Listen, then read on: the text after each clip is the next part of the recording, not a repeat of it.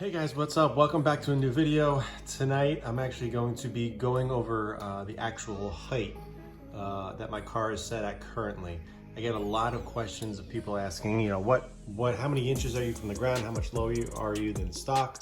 And tonight, or in this video, I'm going to explain just exactly on each corner, just what the overall height is that I'm sitting at currently. I don't know how many inches lower from stock it is, but this will be a good gauge as to what I'm sitting at currently. So if your car is sitting on stock suspension, you can measure it just the way that I'm measuring it now, and then compare it against the actual specs or numbers that I'm going to give you in this video, so you can see just how much lower I am. I do plan on lowering the fronts a little bit more. You can see the rear back here. It's definitely lower. I mean, I know I've explained this before, but the wheel arch in the rear is a little bit smaller or lower than the front. The fronts are bigger, so it always will appear looks like the fronts are higher than they actually are. On camera the car looks higher than it really is in person. In person it's pretty darn low, but I do want to close that wheel gap in the front a little bit before I go get a legit alignment when I get the lower control arms in the rear put on and everything. So I wanted to kind of take some initial measurements, since basically all my videos are at this height and people ask me all the time. In the rears I'm looking at around -3. In the front I'm at around -2.5. So I want that to change. I would like to be closer to -2 in the rear. I'm probably not gonna be able to get that close when I do get an alignment, just because of the specs of the wheels and the tires that I'm running. I'd like to be under -2.5, just for better tire wear, because ultimately I would like to have a little bit more aggressive camber in the front, because ideally that's where you want to be. You kind of want to be as little camber in the rear as possible, with a decent amount up front. Again, it's a street driven car. I'm not racing it on the track or anything like that, so it's not going to be anything aggressive, but I would like to kind of be -2 in the rear and -2.5 in the front ish. I'm probably gonna have to I'll see what happens when I do get the alignment and how everything fits and everything. But as of right now, I'm gonna go over the specs of what the car is currently, so everyone gets an idea. All right, so the way I'm gonna measure this is basically I'm gonna put the tape measure that I have here from the top of the fender, or the bottom part of the fender, as to say, to the ground. That's how I've always measured my cars.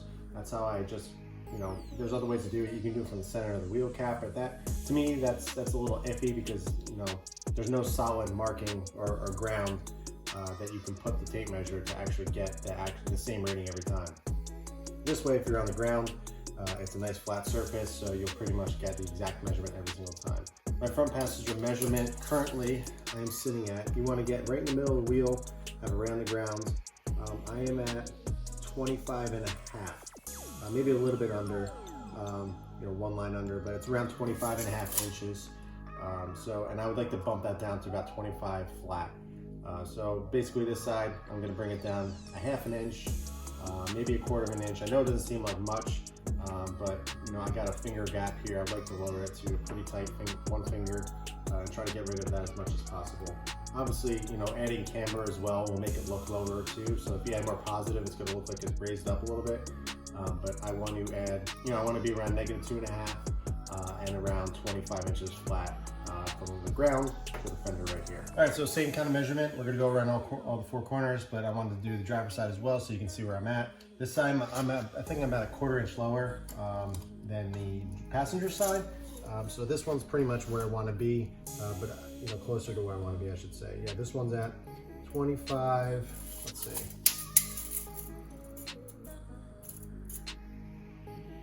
This is at 25.25. Yeah, so it's a quarter inch higher on the passenger side. Generally, you would like to be a little bit higher on the passenger side to counterweight for your body weight in the car. But the way it was so close that it was a quarter inch off. The difference between that, with the quarter inch between each front, simply could be the camber is different from either side. It shouldn't be, but adding a little bit more on the passenger side could actually bring that down another quarter inch. But again, I want to bring that down to about 25 flat, because I want a little bit more aggressive look on the front, And again, just to close that wheel gap a little bit more, and I think it'll look much better. All right, so we're on the driver's side rear. Obviously, these are well, not much lower, but they're lower than the fronts. You know, it's a very tight one finger. This is ideally what I would like to be in the front, you know, the overall look of it. I am running more negative camber in the rear just because of, you know, I don't have my Super Pro LCAs on right now. They're just stock, so whatever the camber is, that's what it's been at.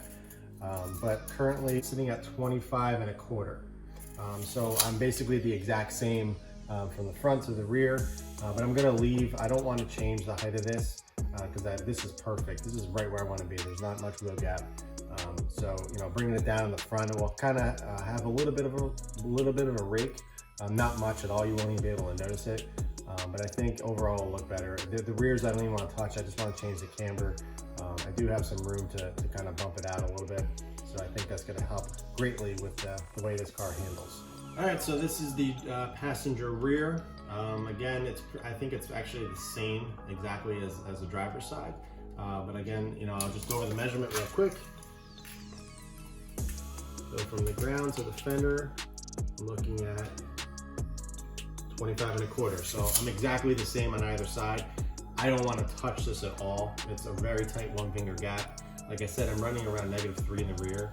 I think it's actually like -3.1 here, -2.8 or something on the other side, or 2.7. So it's a little off on either side. But then, you know, again, it's on the stock control arm, so you can't fix the camber. But I do have some Super Pro LCAs ready to go in, and I'll be able to adjust that camber and get it to the spec I want. So ideally, I'd like to bump that out to as close to -2 as I possibly can. You know, somewhere I'll probably end up around like 2.3, 2.4. But you know, we'll see what happens. You know, the car is low here. I am running 265 wide tires, so it's gonna get fishy, and I don't want to rub it all. So we'll see. Again, I still have some room to bump the camber down a little bit, but I think it will look a little bit more flush with the fender, and it will just help overall with the performance of the car and how it handles. Simply because, you know, you don't want as much camber in the rear as you do the front. The front is what makes it the better turn in and everything, and just overall handling a little bit better. So that's where I'm sitting on all four corners. We'll do a little bit of a recap. So if anybody skipped ahead of this video, which I'm sure people did, I'll do a little bit of a summary so you guys can see exactly where I'm at. All right, so there you have it. There's the specs on the car. Well, I should say that the heights of the car. The passenger front, we're looking at 25 1/2 from the ground to the fender. Driver front, we're looking at 25 1/4 from the ground to the fender. The rear, well, I should say both rears, I'm at 25 1/4 on both sides exactly. I'm running around -3 in the back. I think it's like I said, 3.1 and around 2.7 there. And in the front, I'm around -2.5. I really want to kind of dial this in and get it perfect because I have all the components on the car to make it handle really, really well. And I really want to kind of take advantage of, first of all, the money that I put into the suspension, as well as, you know, making sure that I'm getting everything out of it. You know, I'm putting the time and the effort to do this, so I want to make sure I'm getting everything out of it. Also, I want to mention, if anybody's curious about the damping settings that I'm running, quick note, it's not dampening, it's damping, D-A-M-P-I-N-G, so whoever says dampening is wrong. That's not the correct term.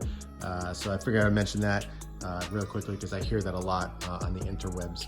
So that's just a quick little tip. But the damping that I'm running at, I've tried all different sorts. First, I guess I should mention I'm running Fortunato coilovers. This is a daily driver, so I went a little bit softer on a spring just because I didn't want it to be as rough of a ride. I absolutely love it. So, you know, if you do have higher spring rates like 8K, which is kind of the default when you buy Fortunatos and a lot of coilovers out there, 8K is basically the spring rate that you get, you know, if you don't have an option or you just don't pick. So again, I went down to 7K. They are Swiss springs, are good springs. I absolutely love it. It's very, very comfortable, but it really can handle when you want to. If I ever get a new suspension, I'll probably bump it up to 8K just to kind of compare, but I'm really loving the 7K. But as for damping, I tried running as soft as possible. I tried all the way, as firm as possible, just so I can get a feel of it. I tried all different combinations, stiffer in the rear, softer in the front, stiffer in the front, softer in the rear, the same all around. And ultimately I landed on my favorite setting is 18 all around, 18 from soft. And I found that is the best combination of feeling sporty, but at the same time being compliant and comfortable for daily driving. Putting them to full stiff is just not the way you want to go. It gets very bumpy and very, it just doesn't feel comfortable. It almost feels a little uncontrollable, because it just feels you're bumping over every bump and everything, and it's just not ideal. I ran 15 all around for a long time, but I felt it can be a little bit more firm, and that solely could be because I'm running a little bit softer spring. So if you're running 8K, I would try running 15 all around just to see how you like that. I know people that run 10 or 12, which is good, but for me, I just prefer the 18. I prefer a little bit stiffer ride. That's what she said. I just like the way the car responds while it's sitting at 18 from soft. So there you go. There's all my specs that I'm running on the car currently in terms of suspension. I get asked this question so many times, what's the height you're at and everything. So I feel like this video will be helpful just to understand how low the car actually is. Again, on camera, it really doesn't look as low as it is in person. The front wheel gap looks huge, but in person, if you ever saw the car, you'd be like, whoa, that's actually much lower than I thought. For whatever reason, the camera makes it look like it's much higher. But all in all, I really do love how the way it's sitting right now, but I'm kind of obsessing about the way the car is sitting, and I just want it to handle perfectly, because again, I put a lot of time and effort into this car, and I want to make sure I'm getting the full benefits out of everything. So I have the LCAs right there, so those will be going in the near future.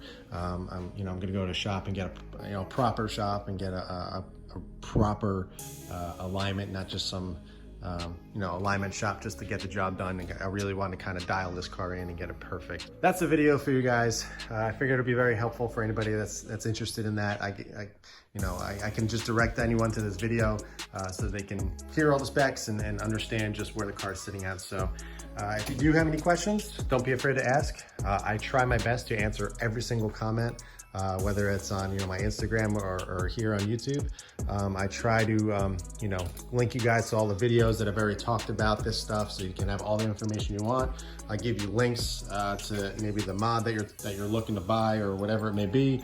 And I enjoy taking the time and just talking to you guys and answering your questions or anything. So don't be afraid to ask. I'm not a mean guy. I don't bite. I'll be happy to answer. I should say I'll be happy to answer the intelligent questions. I know I get some silly ones that people just, some trolls out there that are just looking for attention that will get banned and just deleted. So don't even waste your time. I've had to do tons of them since the channel has been growing. So it happens, and it's just gonna happen more and more as this grows. But that's kind of the price you pay when you kind of do this stuff. That's it for this one, guys. So be sure to like and subscribe to the channel, and I'll catch you guys in the next video.